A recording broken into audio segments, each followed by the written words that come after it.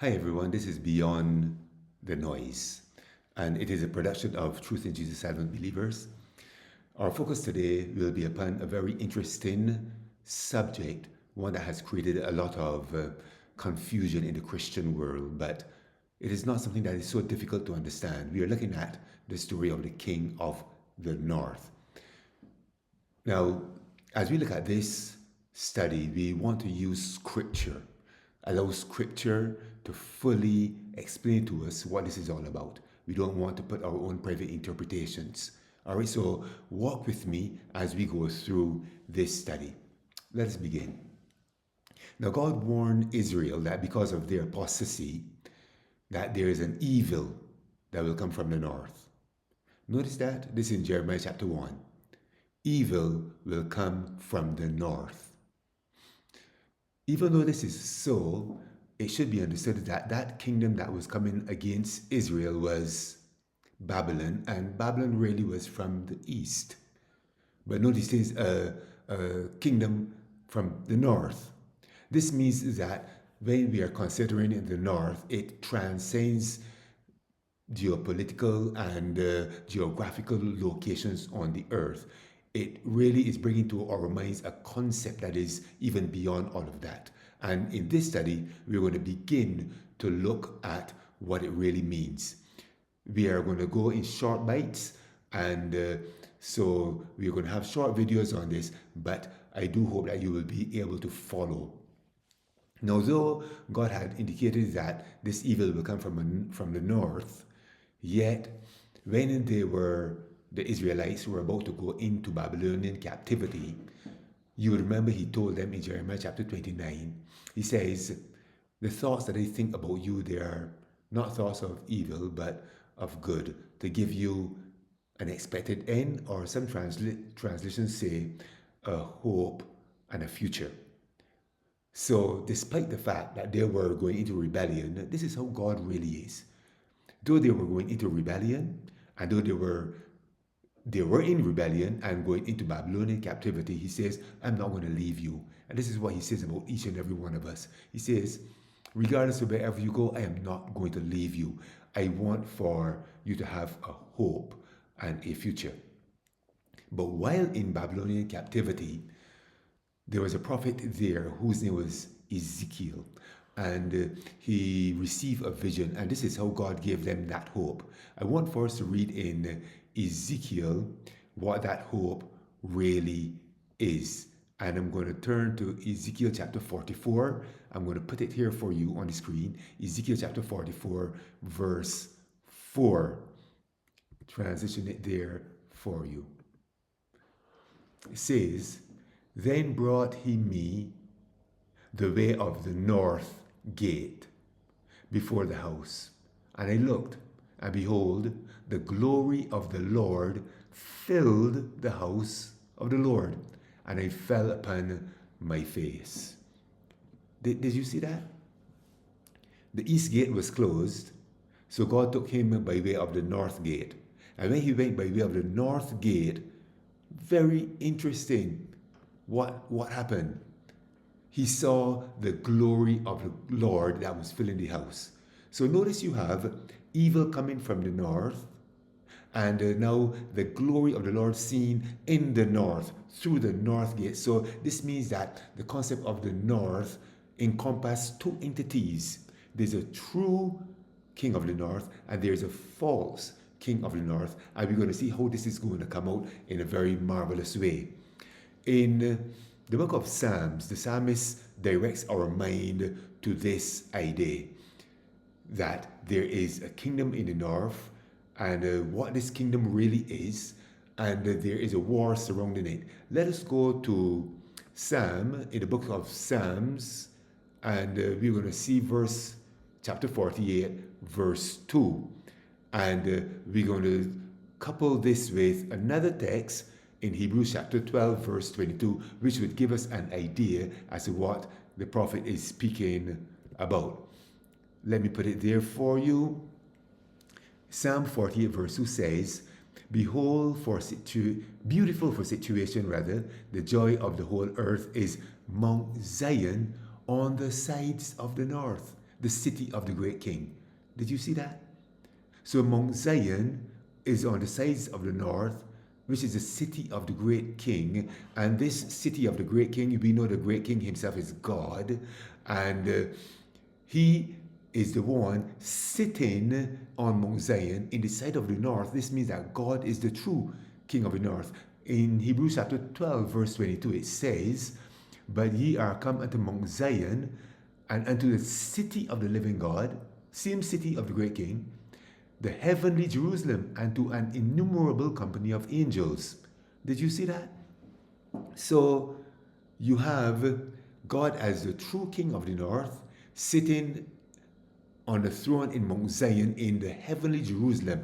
So the idea of the king of the north is an eternal reality, is an eternal idea. It exists as long as God's throne exists, which is as long as God's authority existed, which is as long as God himself existed. So when we hear about the king of the north, our minds must first go to that idea that God is the king of the north. But Lucifer, he wanted something. What did Lucifer want? Let us go to Revelation chapter 12, and we're going to see that there is a warfare that was going on, and Lucifer wanted something. What is it that he wanted? Let us read it. I'm going to transition for you. It's in Revelation chapter 12, verse 7. "And there was war in heaven." Imagine, war in heaven. And we wonder why there are so many wars on the earth. Satan began war in heaven, and because of Satan being on earth, there are so many wars on earth. It says, "Michael and his angels fought and against the dragon, and the dragon fought and his angels." So notice that there are two contending forces. You have Michael and his host, and you have the dragon and his host. Michael and his army, and the dragon and his army. And this is a war going on in heaven. But Michael really means who is like God. Did you get that? Michael means who is like God. And therefore, the nature of the warfare surrounds the idea that Michael is the one like God who can sit upon the throne of God in Mount Zion in the sides of the north. So Michael is the one that should be sitting in the north. He is the true king of the north. But there's a contention going on, and the dragon is coming with his forces. What is it that the dragon wants? Let us go back to that text there in Isaiah 14, verse 13. "For thou hast said in thine heart, I will ascend into heaven, I will exalt my throne above the stars of God, I will sit also upon the mount of the congregation in the sides of the north." So what is it that Lucifer wanted? Lucifer wanted to sit upon the throne of God in the sides of the north. He wanted to be the king of the north. Did you get that? So Michael is the true king of the north, sitting with his father on his throne, and Lucifer was contending for that throne. He wanted to be the king of the north. So once we set it up in the great controversy context, we are now going to see what is being played out on earth. First, you have God, who is the true king of the north, sitting on the sides of the north, and Lucifer wants to sit there, and therefore this north battle, this battle for the north is going on. So this battle will ever be the same. As a matter of fact, Paul makes a very interesting statement concerning the man of sin. Now, notice that Lucifer wanted to exalt himself. That word exalt himself. Did you get that word?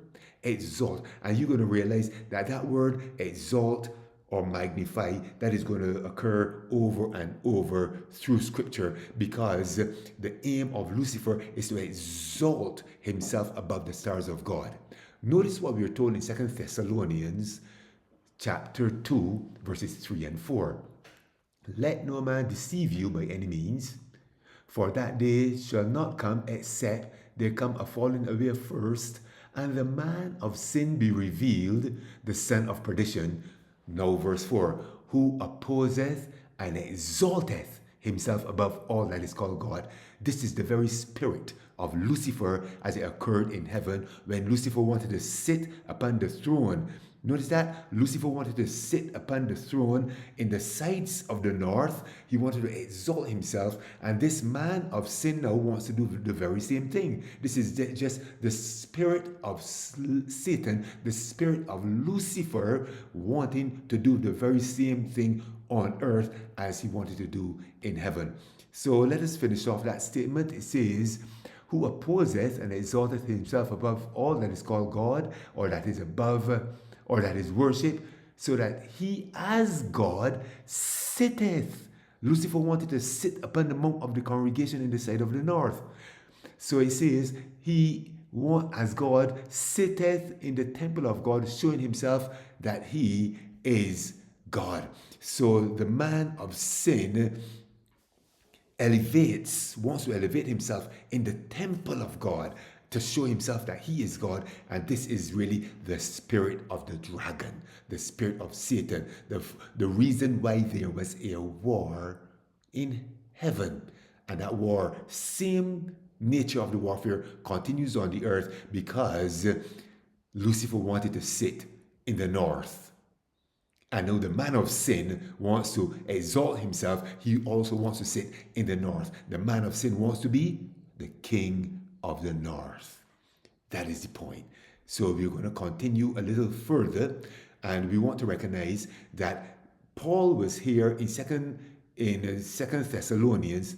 He was really quoting. He was quoting from Daniel chapter 11. And in Daniel chapter 11, verse 36, I want for us to note something very interesting, and note the language is so parallel.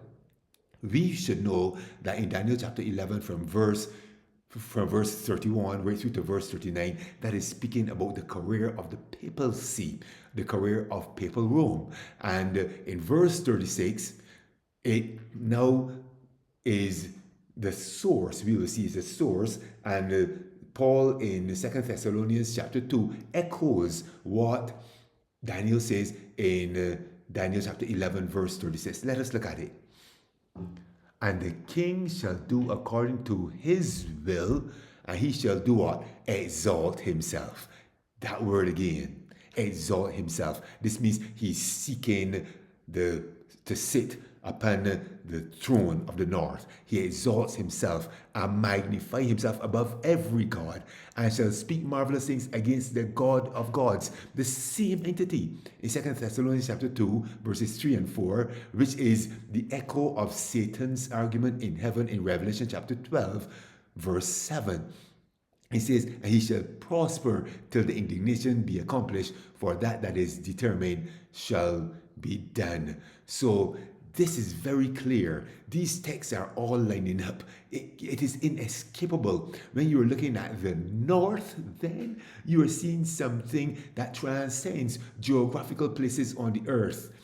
It goes into the realm of a cosmic war, a universal war that began even before this earth came into existence, which was Lucifer in heaven, who wanted to exalt himself. He came into this earth and now has his representative on earth doing the very same thing, saying the very same things, and therefore assigning himself that designation of king of the north. So there is a true king of the north, Jehovah God himself and his son, and there is a false king of the north, Lucifer, and his representative, the papacy.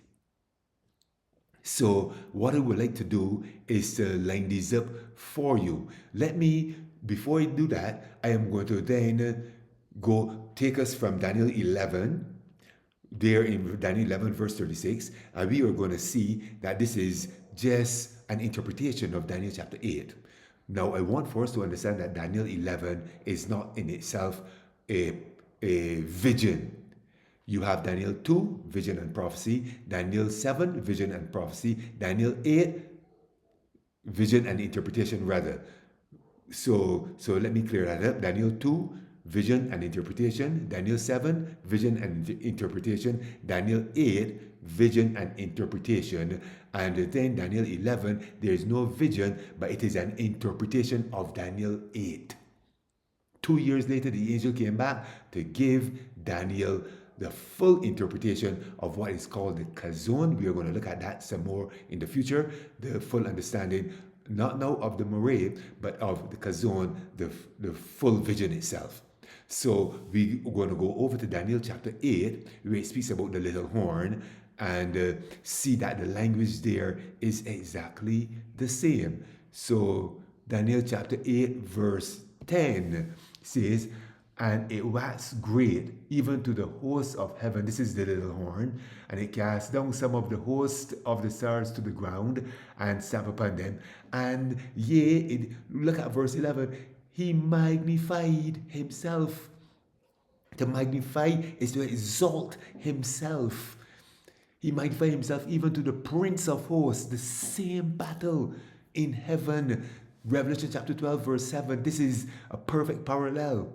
And by him the daily was taken away, and the place of his sanctuary was cast down. We're going to look at all of that in the future, but at this point we are seeing that Daniel chapter 8, little horn, there magnifying himself to the Prince of the host, is the same entity that is seen in Daniel chapter 11, verse 36, who exalt himself above God and spoke against God, which is the same person in 2 Thessalonians chapter 2, 3 and 4, the man of sin, which is really the representative of Satan, the dragon in heaven.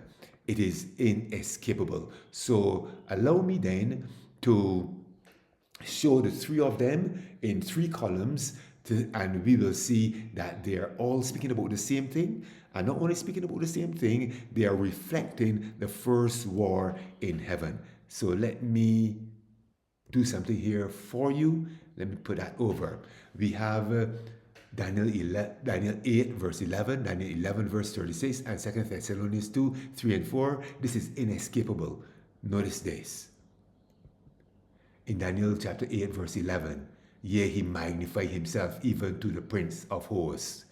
In Daniel chapter 11 verse 36, he shall exalt himself and magnify himself above every god, and shall speak marvelous things against the God of gods. This is the interpretation of the little horn of Daniel chapter 8 verse 11. And 2 Thessalonians 2, 3 and 4, it tells us the man of sin shall be revealed, the son of perdition. Did you get that? Who opposeth and exalteth himself above all that is called God, or that is worshipped, so that he as God sitteth in the temple of God, showing himself that he is God.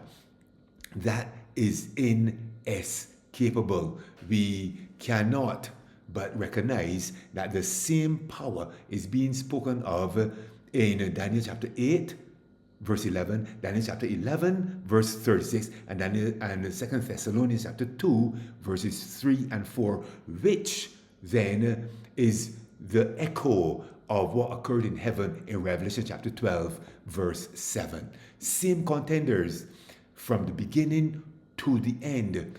Same contenders. The true king of the north and Satan himself, who wants that throne, and therefore is coming after the true king of the north because he wants to be the king of the north. So you have the true king of the north and the false king of the north. And remember, the true king of the north has his host, and the false king of the north has his host. And that war is playing out on earth. And it will be seen that the false king of the north finally will come against the true king of the north by their representatives. So the false king of the north, his representatives on earth, will come against the true king of the north, his representatives on earth, and there will be this collision. This collision is seen in Daniel 2, in Daniel 7, in Daniel 8. And it is played out, it is unraveled in Daniel chapter 11. And therefore, we cannot go outside of the structure of the book of Daniel to find who the true king of the north really is. And we have to interpret the entire battle as is going on between the king of the north and which is the false king of the north against the true king of the north. We are going to see a fuller revelation of who these are and the work that they are going to be doing. So finally, the false king of the north will be defeated when he comes against the true king of the north. We are told this in Daniel chapter 11, reading from verse 44. Let me put it there for you so that you don't have to go and look for it. 44 and 45, but tidings out of the east and out of the north again. This is coming from God himself. And these tidings are the gospel of Jesus Christ. Shall trouble him. Therefore he shall go forth with great fury to destroy and to utterly to make away many. And he shall plant his tabernacles of his palaces between the seas in the glorious holy mountain. Yea, he shall come to his end, and none shall help him. We are going to explore that much more in our subsequent programs, and I'm going to invite you, if you have been teased a little bit by this program and you enjoy it, you can then like it, subscribe to the channel, but make sure to come over into the next video as we continue to explore these things. Finally, we are told that the saints will shine in the kingdom. They are the representatives of the true king of the north. This is seen in Daniel chapter 12 as it ends off. And this is a very important thought that I'm going to make. Daniel 12, 1-3 is the end of Daniel chapter 11. Did you get that? Daniel 12, 1-3 is the ending part of Daniel chapter 11. Let me put it there for you. Daniel chapter 12. Daniel chapter 12, 1-3. Yes, I don't have it, but I'm going to read it for you. I don't have it here on this slide for you, but let me read it. It says, and they that be wise shall shine as the brightness of the firmament, and they that turn many to righteousness as the stars forever and forever. That is the hope that God has for his people. That is the hope and the future that God has for his people while we are here in Egypt and while we are here in Babylon itself. Yet we are not going to be Babylon. The true king of the north will have his representatives in this earth. We can be the representatives of the true king of the north, as the false king of the north with his representatives will come against us. But we are given the assurance that we will be victorious. God bless you. Real good.